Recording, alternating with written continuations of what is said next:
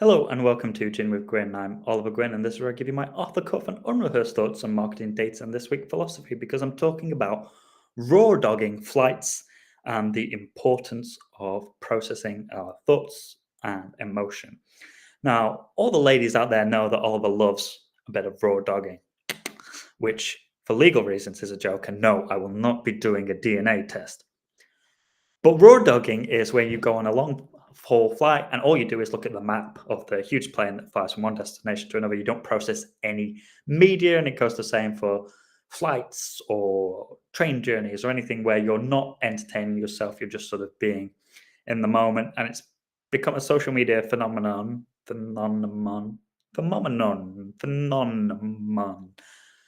know what I mean, guys. And I'm kind of happy it has because it is anti what is happening in the rest of the world. I have been worried for the last few years that we're not leaving ourselves much time to think and process.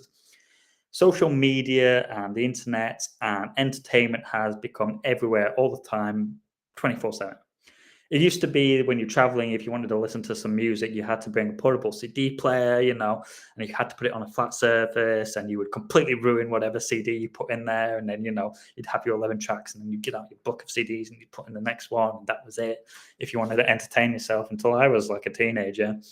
And of course, we had the iPod and the iPhone, and now we get 4G on trains and planes and automobiles, and there's never a moment where you can't be entertained by anything and everything that you want on demand. And with that, I think there's a real danger. And I think this is true for quite a lot of people that they are being entertained every minute of every day, all the time. And it's become an expectation almost, and it's becoming uncomfortable that there should be silence in our lives and there should be moments where you're not necessarily interested, or that life is supposed to be somehow stimulating to you all the time. And that's not really true. I think life is boring in a lot of places, and it's important that we have these liminal spaces in our lives. Liminal spaces are like backstage areas, I guess. The airport lounges and stuff like that. Liminal spaces are really important in our lives, because it gives us time to think about the big things and to process emotions. You've got to understand that our brains are fundamentally computers in the way they work. Our brains work on an off-on system of neurons firing. They are basically computers, and they take in a wide amount of data every single day. A lot of data that we don't even think about, that we actually process in terms of like how windy it is, the air pollution, what position the sun is, the weather, all of these little things that we process about all the people around us and how we need to dodge them and how I need to walk this way and you need to walk that way. We process loads and loads of information, more than any computer could ever hope to take in, much more than AI can ever take in. And it's really important that we then have a space to process all that information, because otherwise, what happens is, I think the rise we are seeing in people having meltdowns and going off on strange tangents and suffering from mental health is not necessarily.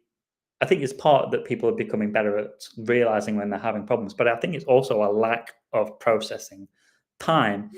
Social media environments favor emotional arousal and sensationalism, and that can undermine critical thinking because it's making us more reactive and less reflective. And throughout history, there's been various, philosophers that have talked about the importance of contemplation, or fiora, as Aristotle called it. So here's a quote: that the activity of contemplation is the highest form of human activity, being the most continuous, pleasant, self-sufficient, and the one most loved for its own sake. So he sort of said that it's important to think about things for the sake of thinking about things. And Epicurus also said that the advanced simple pleasures and absence of disturbia is important because sitting without stimulation can cultivate inner peace, even if, I guess, you're in turbulence on a long flight. I'm going to say this name wrong. Zhuangzi said that once you're riding on the way, even if you travel all day, you never leave it, which is just a nice thing, sort of talking about Taoism and flights. And of course, in a lot of philosophy, like Buddhism, we have a strong emphasis on mindfulness, practicing to sort of emphasize staying in each and every moment, taking breath. And a flight is a perfectly good place to do that. Kierkegaard warned against the sort of distraction and crowd mentality, and boredom is the root of all evil, yet also the root of all good. To bore oneself rightly is an art. And I always think about Einstein and his pattern clerk. He was famously stuck on E equals mc squared, and he got a job as a pattern clerk, and it was able to stimulate his thoughts. And I think that is very true for a lot of people, that they need everyday life to inspire their more creative thoughts, and they need 9 to 5 job to stimulate other parts of their brain and get other parts of their brain working, because those things can be processed in the background while you're taking in new information. And sometimes it works better when you're not actively thinking of it and it's happening sort of in the background. There's been a real shift away from face-to-face interactions to digital communication, and that poses a challenge to the development of empathy. The online distribution effects, increased anonymity and impulsivity online contributes to this sort of decline in social emotional skills and empathetic capabilities, especially in youth. That was some of the research found by Christopher Terry and Kane and their research paper, The Emerging Issue of Digital Empathy. And so I think it's really important that we don't compartmentalize thinking. So recently, like, silent retreats have become a thing. Rawdogging has become popular. Meditation, mindfulness become popular. And I don't think the human brain works like this at all.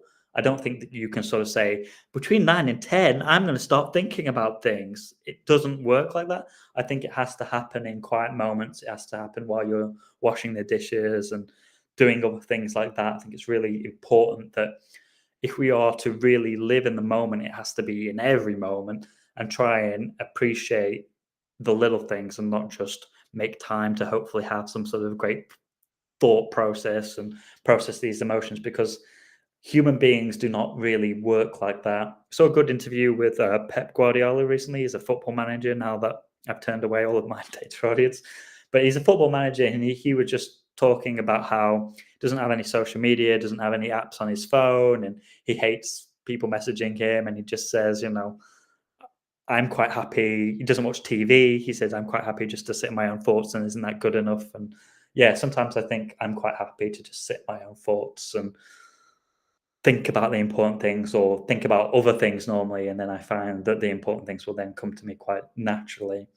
And so my thought of the week really is that in a world where there's constant distractions, bear in mind that all of the people who own social media platforms like Mark Zuckerberg banned their children from it, and that tells you that it's an addictive and potentially dangerous thing. We live in a world of Slack notifications and always on continuity, and it's important that we take time to properly switch off. I also think that it's very dangerous to sort of force ourselves into situations in the hope of having enlightenment. And I don't think that you can force these things. I have a colleague who might be watching, Emmerich. Hi, Emmerich, if you're watching.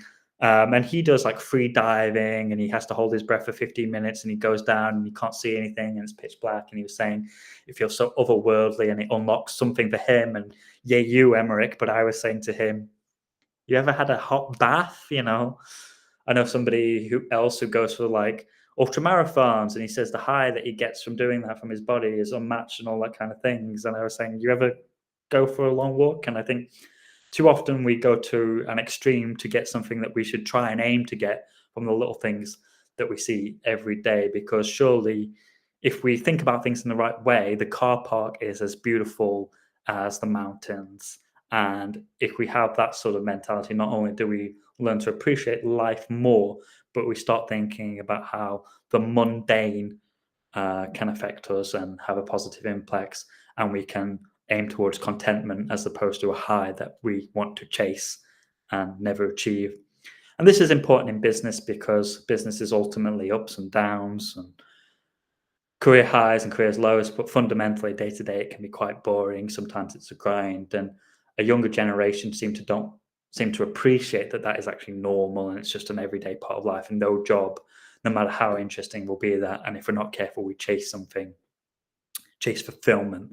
that we can never truly achieve. Those have been my thoughts this week. Let me know if you raw dog flights below.